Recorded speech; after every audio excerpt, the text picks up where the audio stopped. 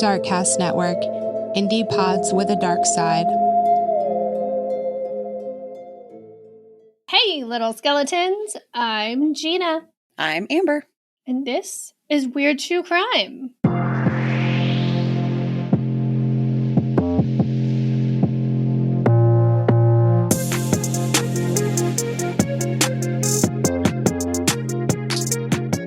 Welcome to another edition of What the Fuck Wednesday, where we talk about the lighter side of true crime. The Rent a Hitman and Strangest Deaths episodes got us thinking about other strange true crime related topics, like the most bizarre 911 calls dispatchers have received. But we can't go down that rabbit hole without talking about the history of 911 and the true crime case that expedited its creation. Before we dive in, here's today's riddle. An old lady in the United States has a heart attack and dials 911. No one came, and she died. How could this have happened? Stay tuned until the end for the answer.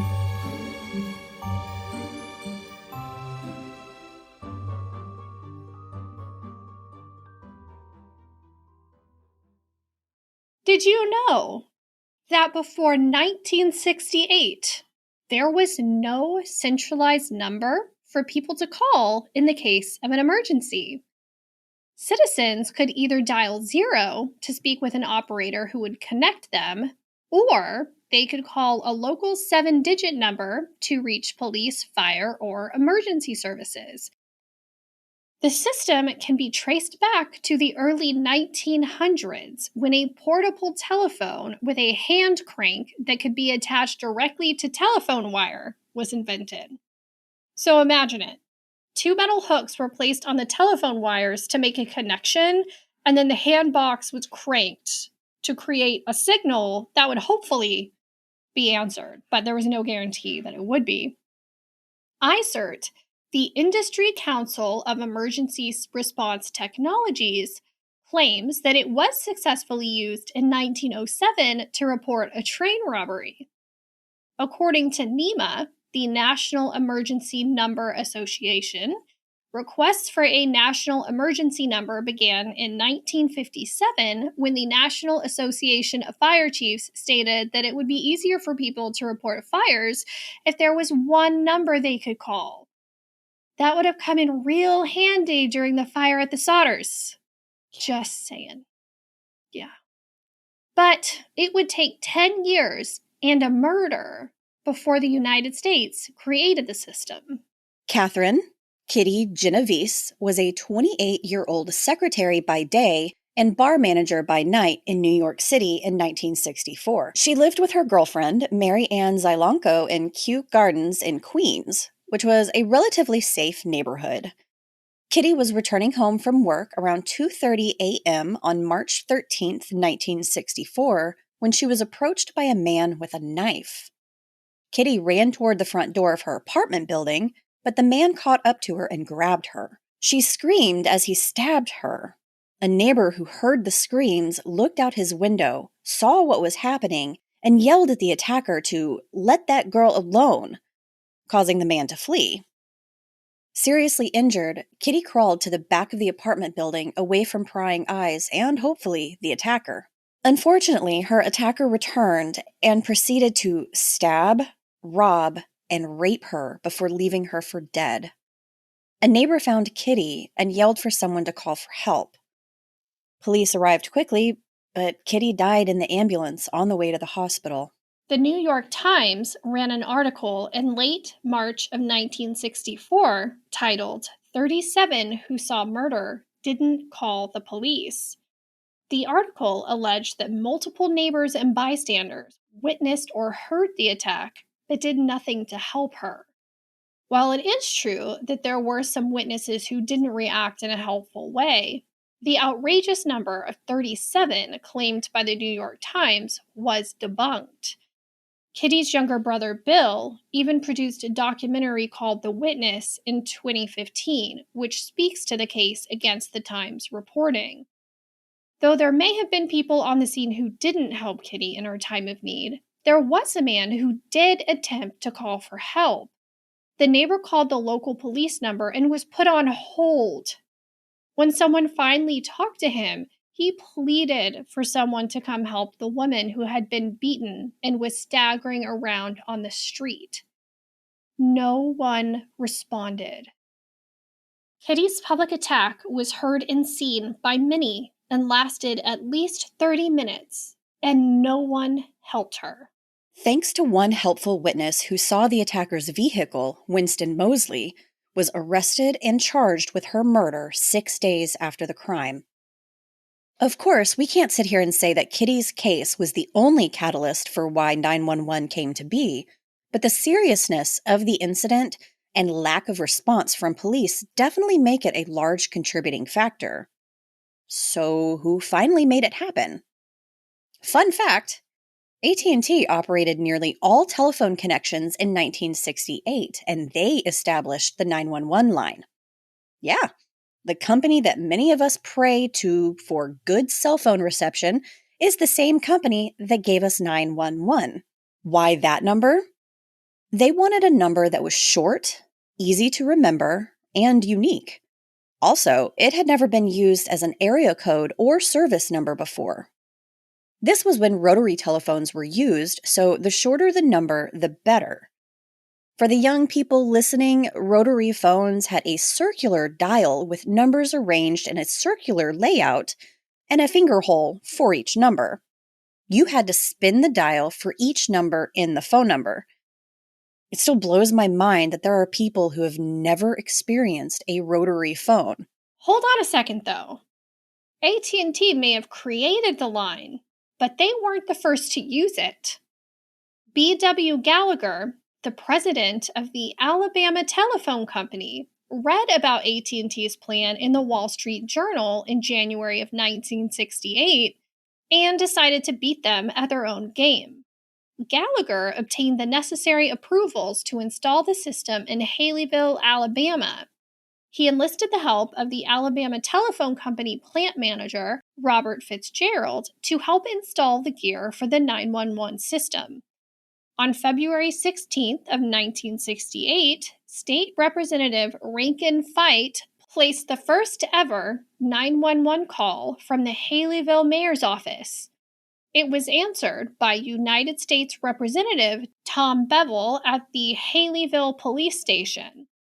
It wasn't long before 911 was used all over the country, making it simple and effective for people to call for help when needed.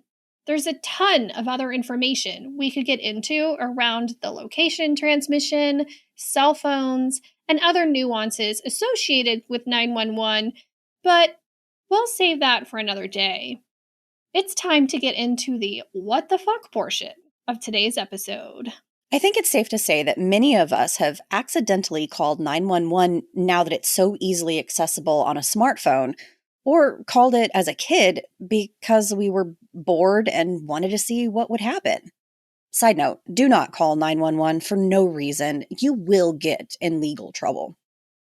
But sometimes dispatchers receive calls that aren't so much life-threatening, but ridiculous.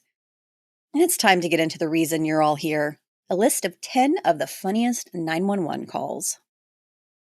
Oh man, these are good. I'm so excited. Here we go. Okay, we're going backwards today. Number 10, from user IGoYugo on Reddit. Quote, my uncle was a dispatcher in a suburb of Minneapolis, St. Paul, and would tell me stories whenever I saw him. My favorite goes like this.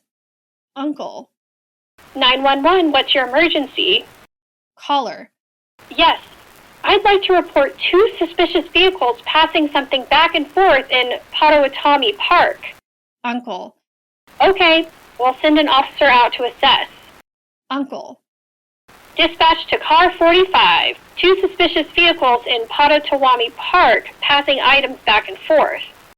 Car 45. Car 45 to dispatch. That's me and officer something or other passing Cheetos. Uncle. 10-4. Hey man, I'm already there. they just wanted their Cheetos. They're just hungry. Leave them alone. Also, were they undercover? Like, how were they suspicious? Were they marked cars? I mean, good question. You know, 2 suspicious vehicles, 2 police officers talking to each other in a park. Like, I bet they were like one of the unmarked cars. And so, probably, or just like all black or something. Yeah, and then so immediately you're like, oh, drug dealer. Drug deal. Nope, Cheeto dealing. No. Just Cheeto. Just fucking hungry officers of the law passing back and forth Cheetos. They're doing their jobs, okay? Leave them alone. Let them have their little snackies. I love that one so much. Number 9 on the list comes from user Jersey Hobby. Quote, one time, my family's 12-pound Bichon dog tripped on a phone cord that yanked the phone to the ground. My mom, who was cooking at the time, noticed the dog walking on the phone. So naturally, she yelled, "I'm going to kill you, dog," at Corky before picking up the phone. Turns out the doggo called 911 and the operator heard at least part of the threat. So 6 cops showed up, sirens and all, demanding to search every room in the house. It was a good break from math homework. End quote. You know, my threats to my husband, children, and dog also come out. I'm going to murder you. I may want to rethink that from now on. Yeah. I thought that was so funny. Did they not hear the dog part of that statement? Hey, but you know or what? They could have been calling a person a dog. I'm going to kill you, dog. Exactly. No, it's the actual fucking dog called 911. Oh my God. Could you imagine having to explain that one to the neighbors? We're fine. The dog called 911. My dog called 911. It's all right. It's fine. Okay, if that's what you want to say. That is like taking my dog ate my homework excuse to the next level. Except it's true. Oh, this next one also involves Cheetos. From user Vagabond PTA. This was before weed was legal in my state. Side note, still not legal in Texas. Anyway.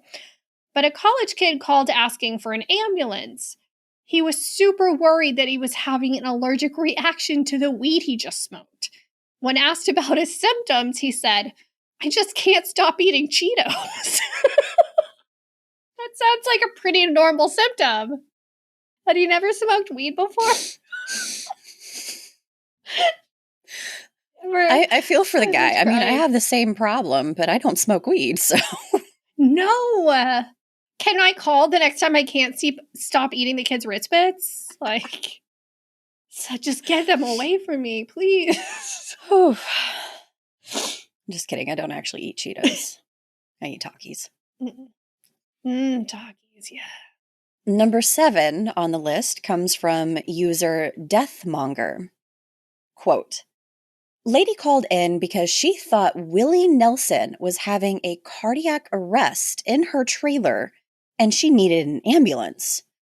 I started giving her CPR instructions, and come to find out, when paramedics got there, she was doing compressions on the couch cushions.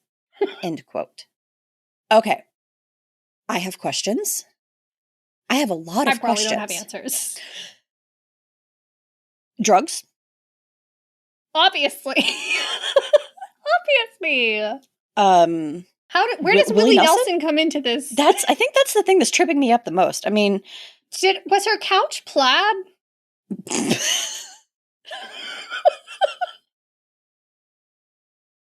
Did it have some sort of shaggy braided fabric on it? Maybe it was just scratchy like his beard. Maybe? I mean, please tell me she was at least playing like Willie Nelson music. And in her random ass state, she thought that Willie was actually like on her couch singing, but maybe like, oh, my brain is going now. Like maybe the record skipped or something like that. And so she thought like, oh my God, he's dying. Must save Willie Nelson.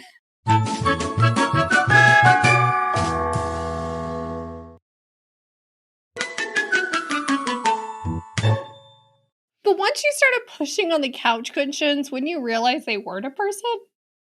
Maybe not because drugs. Drugs are bad. Drugs are bad, okay? We keep saying this, guys. I don't know how many more times we have to say that.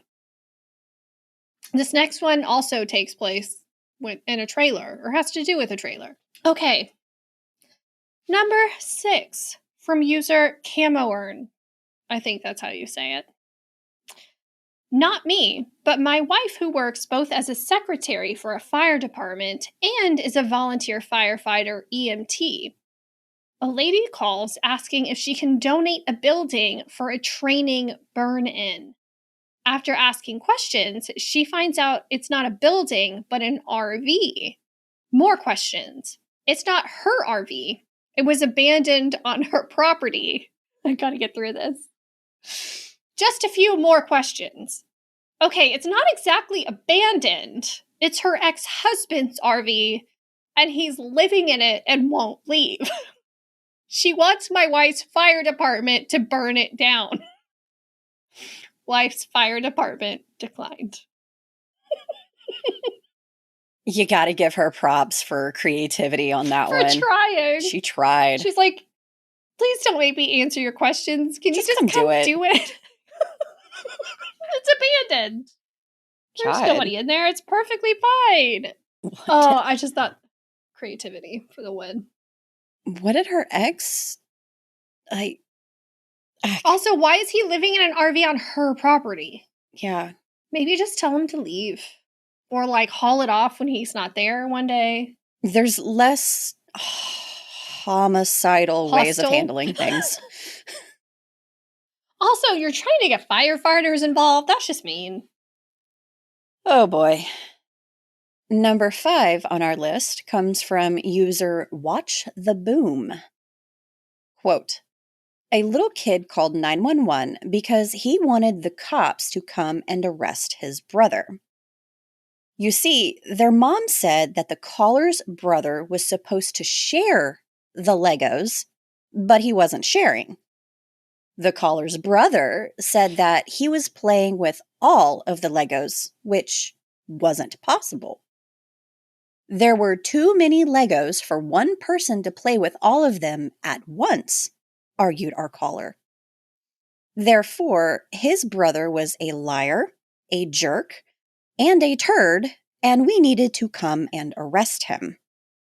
We had a high degree of confidence that this wasn't a coded request for help, so we asked to speak to an adult, confirmed that there was no distress, and closed the case. Share your Legos, kids. Yes, if your kid ever calls 911, don't get mad at them. We want them to call 911 if they think they should. We would much rather have them call 911 for something silly than have them not call when they should because they're afraid they'll get in trouble. End quote. Great advice. Absolutely. Mm-hmm. I'm surprised you didn't read that one because, dear God, if it had just been a few years ago, I can totally see your two minions acting this out. Or my husband and one of the minions. He won't share. Corey would be the one calling. He won't share. My son won't share the Legos with me. I just thought it was so cute. There's no way that this one kid could play with all of these Legos. Like, my brother's a jerk. He's a liar, a jerk, and a turd. I get it. I have two boys. Yes, this seems very realistic to me. Out. And I wonder how many calls they get from, like, siblings being like, can you come arrest my brother or sister because I hate them and they're mean. To be so young and innocent and not jaded and twisted and just, yeah. I know. Those are the days. Those are the days. Cops for Legos. Okay. Number 4, from user Place in the Ways. Quote, I took a call where a guy insisted he was in an argument with a man dressed as a giant Pepsi bottle. He said the man in the Pepsi suit had stolen his debit card and refused to give it back. Upon arrival, the officers told me he was high as shit in arguing with a vending machine. End quote. Why do I feel like that could be in an Adam Sandler movie? Yes! Oh my god. Drugs are bad. That's all you can say about that one. Drugs are bad. But it was just funny because, you know, as you read something, you like picture it in your head. And I legitimately pictured like the SNL skit with Justin Timberlake and like the soup can costume, you know, that was like so popular, but like a guy in a Pepsi bottle. I was like, maybe he's marketing for Pepsi or something on the street and like got into a fight with this dude or whatever. No. Vending machine. Vending machine. Love it. Number 3 is from user Vagabond PTA. Quote, a frazzled mother called because her 6-year-old had gotten into the roof and she couldn't get him down. She kept screaming about how we needed to hurry, not because she was worried he would get hurt, but because he had done this before and last time he peed in the air vents. End quote. Oof. Oh, God. Can you imagine? You know what? I'm going to side with the mom on this one. Like, I don't want my house smelling like piss again because No. Nope. How do you even clean that? Just burn the How would house you down and clean start that? over. Just fuck it. Just start over. We're leaving. And how did he get up there? Maybe block that access point? You know, if, hey, kids are determined, no matter what, they are going to find a way. Just all there is to it. God. I just thought it was so funny. I mean, I can see why she wasn't worried about his safety. He had done it before. Like she was fine with that. But dear God, if my house smells like piss again, you're going to get a phone call for another reason. We have a homicide attempt. Yeah. I was thinking Mom was going to be running down the street naked, pulling her hair out and screaming. We got a crazy lady in the street. She just snopes out. She's like, nope, y'all can stay. I'm leaving. Fuck this shit. I'm out. Yeah, that would be me. Okay, this next one is hilarious. Oh, man. Number 2 from user Razvi on Reddit. Quote, a caller called because they got their head stuck in a cat tree with the cat stuck inside with it. Throughout the call, I kept hearing like, ow, fuck. And dude, this isn't fun for me either. Dude, I know. Fuck. Dude. The caller ended up going to the hospital for a minor case of serious head lacerations. Okay, I don't really know the severity, but I'm sure they got some stitches. The other cool thing was that the caller was using an Apple Watch to call 911 because obviously they wouldn't be able to hold the phone to their ear. End quote. I'm dying. I'm sorry. Hold, please. Oh, God. Oh, the cat was like, what the fuck? Oh, man. And when you invade a cat's personal bubble and you don't leave, they get pissed. So, yeah, I'm sure homie had some definite need for going to the emergency room after that. Dude, I know. It's like, look, this isn't fun for me either. How would you take that call and not just die laughing? The entire, I don't understand. I would not be able to do that job and stay serious in those kinds of situations at all. I wonder, do they have, can they mute themselves? They can. So, okay, I would just, you gotta mute, cackle, unmute, compose. Or compose, then unmute, whatever. You get the idea. Oh, man. So good. Good luck getting through this one. Oh, God. Okay. Last, but apparently not least, finally, from user Indigo Fox gives no fox. Props for the name. Mm-hmm. Quote, I had a guy call in on 911 because he was concerned about a seagull he thought was injured in a Chipotle restaurant parking lot. Apparently, while on the phone, he tried to pick up or check on the bird, at which point the bird started squawking, and then he started freaking out, and I started having trouble telling them apart. There I could hear what might have been wings flapping, a brief silence, and suddenly the guy started hyperventilating and screaming he needed an ambulance because he was having a heart attack and that the bird flew off. I wasn't sure if he was being serious, so I got him over to EMS as a precaution. Upon transfer and getting EMS on the line, he got very quiet and said, "I think I'm okay. I'll call you back later," and hung up and would not answer on callback. I still wonder about Steven Seagal when I drive by a Chipotle. So, dude got, beat up by a seagull. It's just probably minding its own fucking business in a Chipotle parking lot, probably looking for scraps of, a quesadilla or some shit. The part that gets me is the fact that he started freaking. And I started having trouble telling them apart. You know what? Can we just pause for a moment and appreciate the fact that I was able to get through that without losing my shit? Oh my god. I couldn't. I was trying to read this to Corey earlier and I couldn't do it. It's Nope.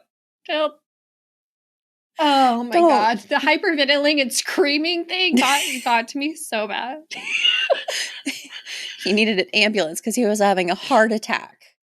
But I'm curious. When he got really quiet and said, "I think I'm okay, I'll call you back," what happened? He probably realized that he was being an idiot and got embarrassed because he calmed down. Was like, never mind. I'm okay. And then in his embarrassment, he just never fucking answered the phone again. Probably threw it in the ocean. Body of water, got a new one. Changed Moment his number. of clarity. I just got into a fight with a seagull, got my ass kicked, and I had a panic attack. Embarrassed myself. Steven Seagal. I started having trouble telling them apart. Do you know what seagulls sound like whenever they screech? Yes.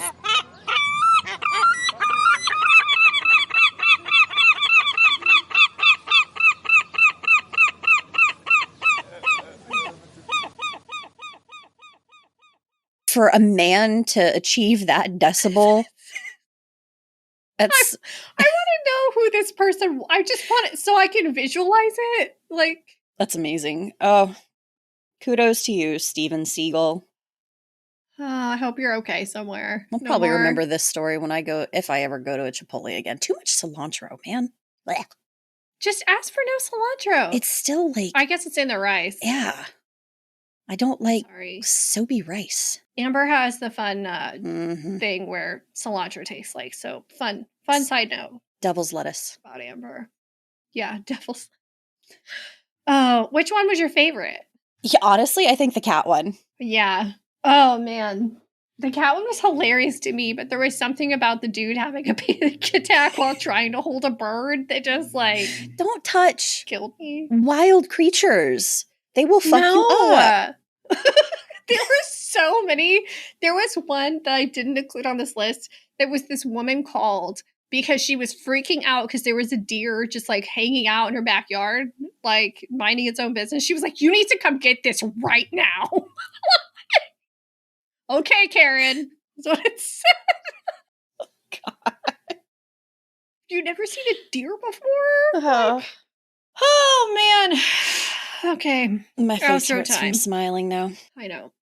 Do you, dear listener, have a funny 911 dispatch call that you would like to share? Email it to us at weirdtruecrime@gmail.com. We'll share it in a future episode. Follow us on all the things: Instagram, TikTok, YouTube, and get video content that complements the podcast. See y'all next week when we'll dive into another weird true crime case. But before we go, let's hear that riddle one last time. An old lady in the United States has a heart attack and dials 911. No one came and she died. How could this have happened? Well, she dialed, but never actually placed the call. Dun, dun, dun. Did you figure it out? Until next time, stay safe. And make good choices. Bye. Bye-bye.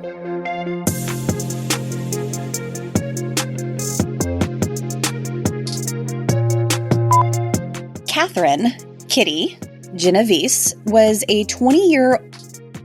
She was something. She, not exactly what I said. She was there. there. Something.